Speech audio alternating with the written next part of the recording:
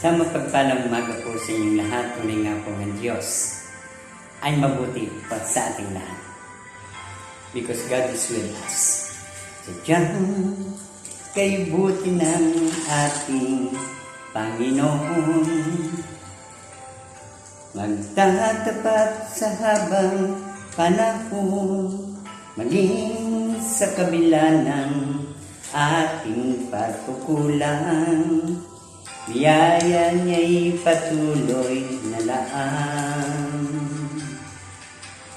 Katulad ng pagsinag ng gintong araw, patuloy siyang nagbibigay tanglaw.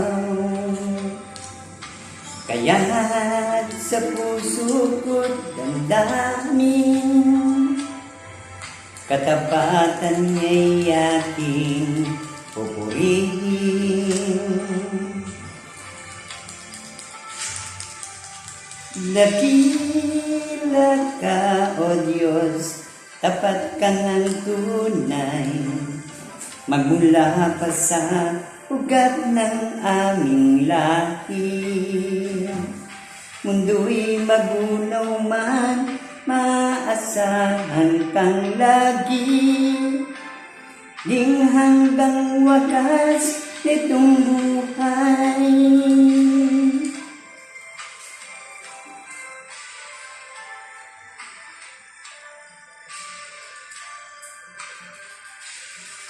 Kaya, O Diyos, ika'y aking pupurihin, sa mundo'y aking awitin. Dakila ang iyong katapatan, pag-ibig mo'y walang hanggan.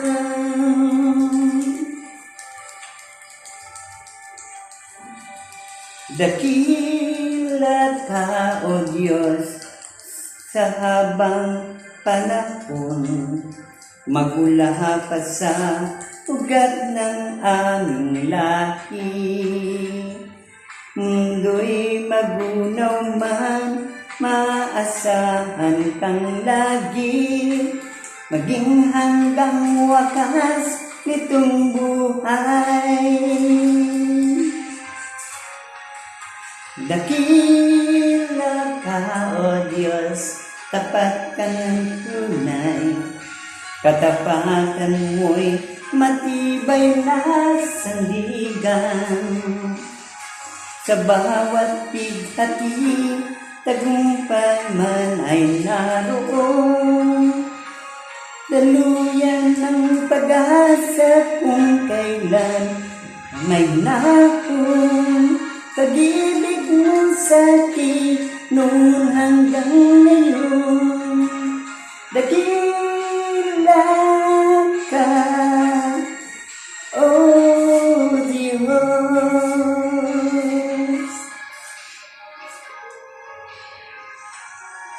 Sa mapagpalang umaga po sa inyong lahat, kaya nga po ang Diyos ay mabuti para sa lahat. Walang iba kundi ang ating Panginoong Jesucristo. Dear brothers and sisters, sa ating pag-uusapan po ngayon ay ating hanguin muli sa sinasabi ng Panginoon na ayon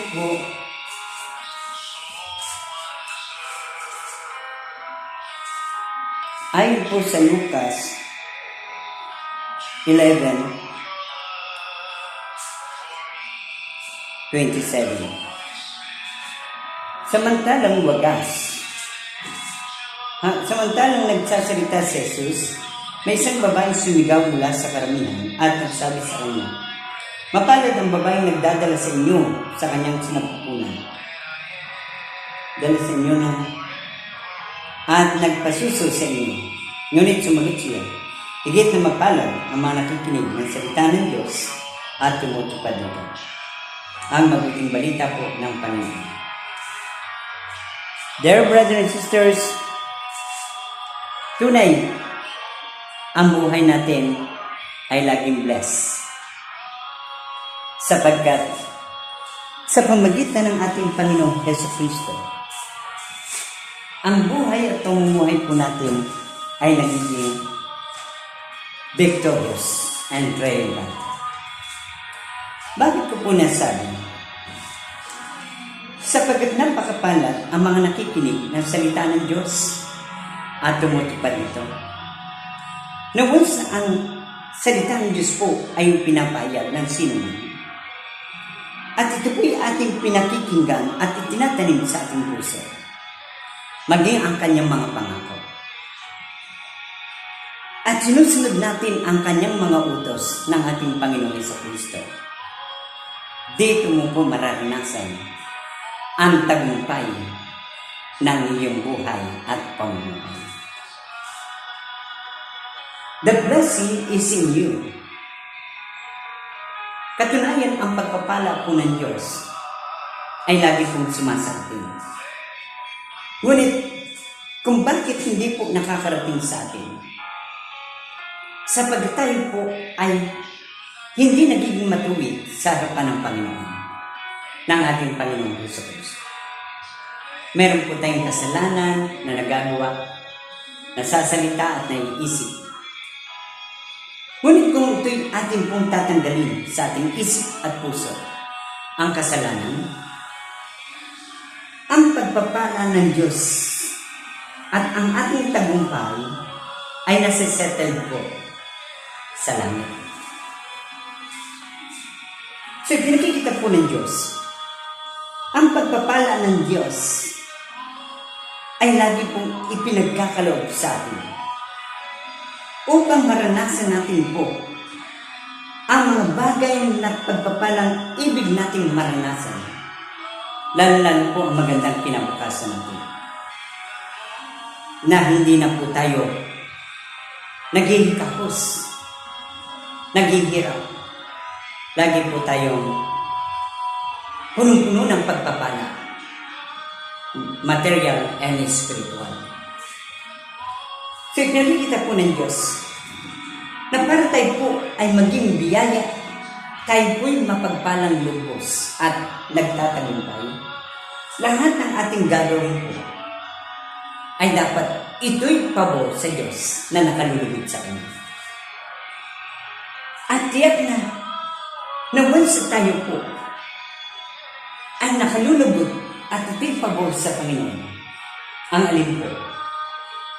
Ang mga salita ng Diyos dapat po ito'y ating naitatanim sa ating puso.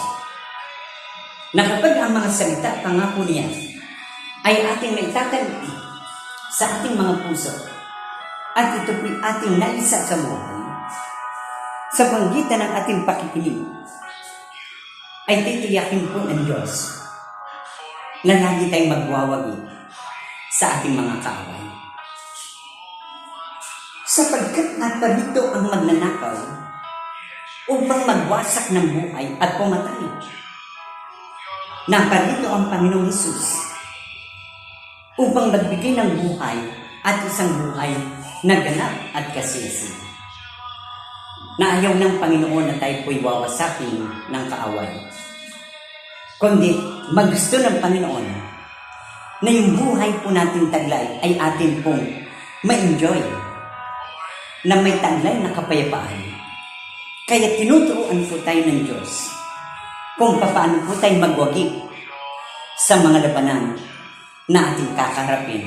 At dito po ay ang mga circumstances o trials and tests sa ating buhay at pamumuhay na dapat ito'y hindi makapasok sa ating buhay at pamumuhay upang tayo po ay ma-enjoy natin ang kagalakan na kaloob ng Diyos sa pagsilang o pagdating ng ating Panginoong Hesus sa puso natin at sa buhay natin.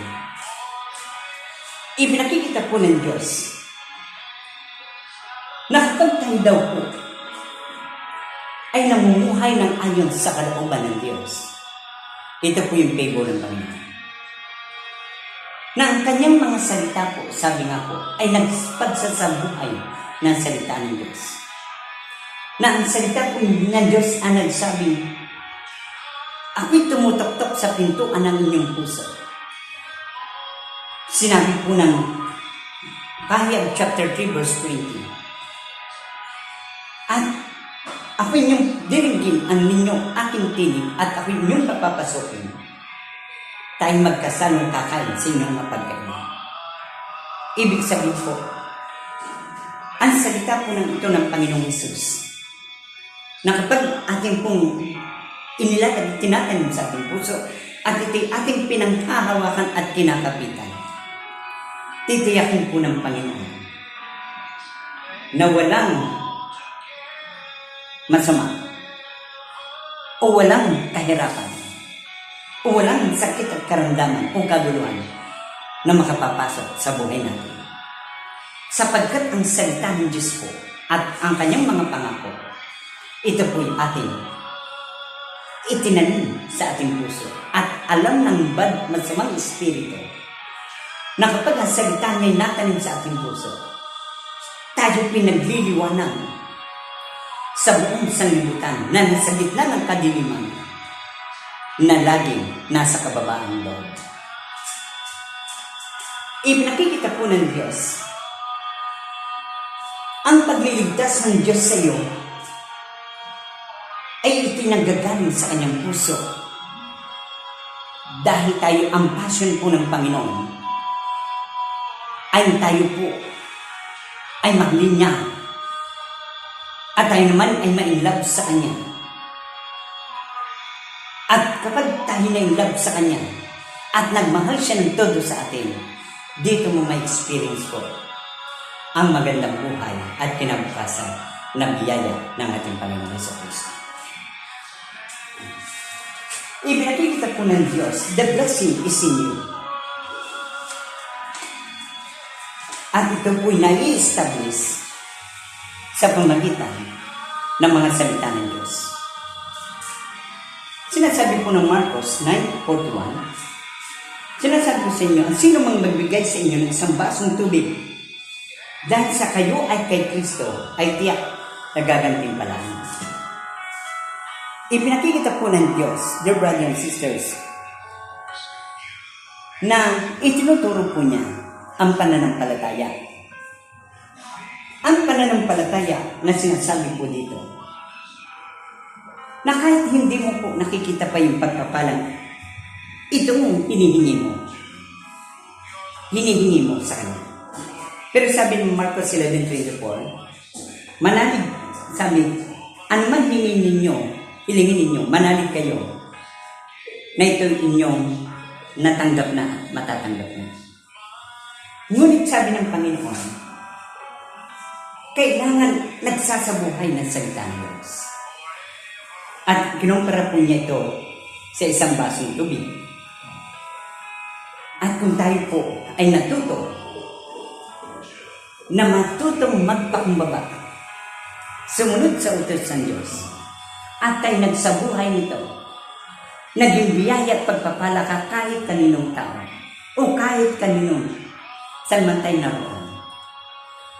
Dito po ninyong mararanasan ang gantimpala ng Diyos na hindi maubos-ubos. Sapagkat sabi po ng gala ng Pilipos chapter 4 verse 4:19, at buhat sa kayamanan ng Diyos na hindi maubos-ubos ay pagkakaloob niya ang lahat ng inyong maibigan sa ngalan ni Jesucristo. So, pinakikita po ng Diyos, sapagkat ibig ng Diyos ng ating Panginoong Hesus, na mag-iba na po tayo ng takbo ng ating isipan. Sabi po ng Bible, ayon po sa Roma chapter 12, ito po sabi, sa Roma 12 verse 2, ito po sabi niya, sinasabi po dito ng Roma 12 verse 2, ang sabi po dito, huwag kayong umayon sa takbo ng mundong ito. Mag-iba na kayo at magbago ng isip upang mabatid ninyo ang kalooban ng Diyos, kung ano ang mabuti at nakalulugod sa Kanya at talagang ganap. So, Nakikita po ng Diyos na ang bawat isa po sa atin dapat tuloy-tuloy na tayo po ay makagawa ng mabuti sa ating kapwa. Sabi ng Galatia, chapter 6, verse 9 and 10, samantalahin ninyo paggawa ng mabuti, lalo na sa mga kapwa mananampalataya, at ikaw ay tatanggap. Aanihin mo rin ang iyong pinagpagalan. Sabi niya, samantalahin ang paggawa ng mabuti at pagdating ng takdang panahon, ikaw ay mag-aanib. So, pinagkikita po ng Diyos ang kaganapan ng kanyang mga pangako ay nasa ating pong pagsunod. Sa pagsasabi nga po ng Panginoon, mas higit na mapalad ang mga nakikinig ng salita ng Diyos at nagsasabuhay nito. So, pinakikita po ng Marcos 9:49, sapagkat ang bawat isa sa atin dadalisayin sa apoy. Mabuti ang asin, ngunit kung mawala ng lasa at sabihin magiging payapa ang inyong pagsasamahan. So, ang bawat isa sa atin po, upang maging matatag ang ating pananampalataya sa Kanya at ang magandang kinabukasan ay ating makamtan at ng ating pamilya, kailangan kahit ay dumadaan sa mga sitwasyon na tayo po ay kinakapos, naghihirap, ay hindi ka pa rin po nawawala sa pananampalataya sa ating Panginoong Hesus. Ang pananampalataya mo ay continuous at nagtutuloy-tuloy ito kahit hindi mo nakikita na ito ang magkakaroon ng resulta. Basta ang salita ng Diyos po at binibigkas lagi natin at ipinapahayag natin ng ating mga bibig ang salita ng Diyos. Dahil tayo po ay may pananiwala at pananampalataya at nagtitiwala sa Kanyang mga salita. Dito mo po mararanasan ang kakaiba na biyaya at pagpapala ng Diyos sa pamagitan ng Kanyang pagdadalisay sa atin at tayo may natutong magtiis. Kaya tayo po ay hindi pa rin pinabayaan ng Diyos at nagtuloy-tuloy pa rin ang ating pananampalataya sa Kanya at hindi tayo nag-backslide o hindi tayo nawala ng pag-asa. Ang pagpapala ng Diyos ay siksik, liglig at nagumapaw sa buhay natin. Ibinakikita po ng Diyos na kung ang asin ay kapag inilagay natin sa pagkain ay sumasarap, paano na kung ito'y nawala na ng lasa? Kung ang pananampalataya natin ay ating isinasabuhay dahil utos ng Diyos at hindi man nagkaroon ng katugunan ang ating faith, ay tayo ba'y manghihina na at mawawala na ng pag-asa? Hindi dapat. Kundi ang ating gagawin, tuloy-tuloy tayong may kapayapaan sa puso at nagtitiis at tuloy-tuloy na sa Kanya'y sumasampalataya at nagtitiwala na hindi tayo pababayaan ng Diyos at sa Kanya'y walang imposible. Ang Diyos mismo, ang ating Panginoong Jesucristo, ang darating upang ibigay sa iyo ang lahat ng kailangan mo through the Holy Spirit. Marcos 10:19, ang pinagsama ng Diyos ay huwag paghiwalayin ng tao. Ano man po ang ating pong magandang samahan o relationship sa Diyos, ay hindi pwede tayong masira ito. Ang relasyon natin sa Diyos, sapagkat ito po ay merong pinagtibay ang pananampalataya natin sa Kanya. na kung ang Diyos po ay nangakong sasamahan tayo hanggang sa wakas ng panahon, ito'y kanyang pinagtitibay sa atin. Kaya't nais ng Diyos na marinig sa atin ang pananampalatayang may kalakip na gawa. Pinakikita po ng Diyos, paano po muli mapapaalat ang asin sa ating puso, sa ating buhay, at magkakaroon muli ng panlasa sa pamagitan po ng ating panakikinig ng salita ng Diyos at patuloy na pagbabasa at pagme-meditate ng salita ng Diyos. Dito po muli nag-a-active ang ating pananampalataya sa Kanya. Sabi po ng Roma 10:17. Ipinakikita po ng Diyos ayon po na kapag ang isang tao po, ang mag-asawa po, ay nagsasama ng matiwasay, may pagmamahalan, punong-puno ng pag-ibig at pagtitiwala sa isa't isa, ay hindi po piling pag-iwalay ng tao. Sapagkat ito po ay napakalaking kasalanan sa Diyos. Ang dalawang nagsasama na nagkakasundo at nagkakaisip, sinira ng ibang tao. Ang mag-asawang ito po ay magkakaroon ng panghihina ang kanilang pagmamahalan. At kung ito'y nanghina, ang lahat, sino man ang naging dahilan ng panghihina ng pagsasama nitong mag-asawa at sila'y nagkahiwalay, yung tao po na naging dahilan, siya po ay parusahan ng Diyos.